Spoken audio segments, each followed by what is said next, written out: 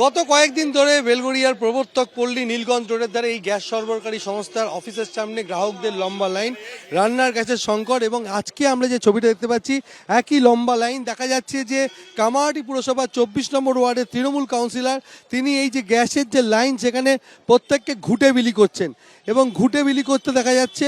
এবং আপনি ঘুঁটে বিলি করছেন কেন? দেখুন, যেভাবে আজকে গ্যাসের দোকানে যেভাবে ঘন্টার পর ঘন্টা লাইন দিয়ে দাঁড়িয়ে আছে, তারপরেও মানুষ গ্যাস পাচ্ছে না। আমরা দেখেছি যে এখন এইভাবে গ্যাসের আকাল হয়ে গেছে। এটা টোটাল হচ্ছে প্রধানমন্ত্রী নিজে দায়ী।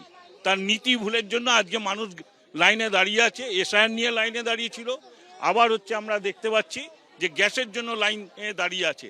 আজকে আমরা তাদের ঘুঁটে দিচ্ছি যে যদি এরপরে গ্যাস না পায়, মানুষ রান্না করবে কিভাবে, খাওয়া দাওয়া করবে কি করে? ঘুঁটে দিলে তো হবে না, কেরোসিন তেল লাগবে।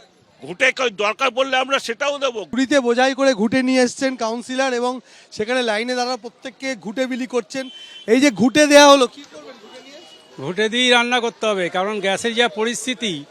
হ্যাঁ, সকাল 8টা থেকে লাইনে, এখনো কোনো খবর নেই। আজকে তাও গ্যাস পাবো না, আজকে স্লিপ পাবো, কবে গ্যাস পাবো তা জানি না। কেরোসিন তেল আছে? হ্যাঁ, সে কাঠ ফুটো দিয়ে পোড়াবো, কাগজ দিয়ে ঘুঁটে ধরাবো আর কি। এই যে ঘুঁটে দেওয়া হচ্ছে, কি বলবেন?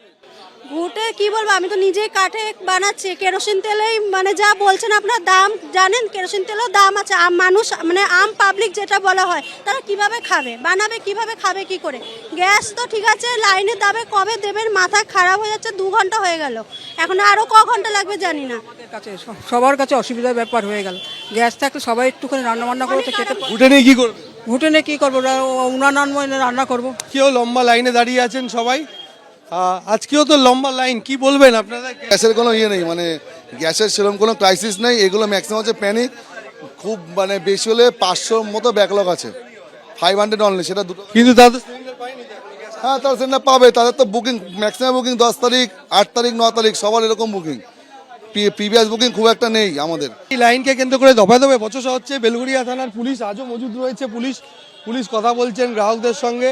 লম্বা লাইনে দাঁড়িয়েছেন গ্রাহকরা, তারা গ্যাস পাচ্ছেন না এবং সরবরাহকারী সংস্থার বক্তব্য হচ্ছে গ্যাস প্রচুর পরিমাণে মজুদ আছে, কিন্তু সেটা এখনো পর্যন্ত এসে পৌঁছয়নি। এবং যারা লাইনে দাঁড়িয়েছেন তারা সবেমাত্র বুকিং করেছেন এবং গ্যাসের গাড়ি এলেই তারা রান্নার গ্যাস পেয়ে যাবেন, এমনটাই জানানো হচ্ছে এই সংস্থার তরফ থেকে।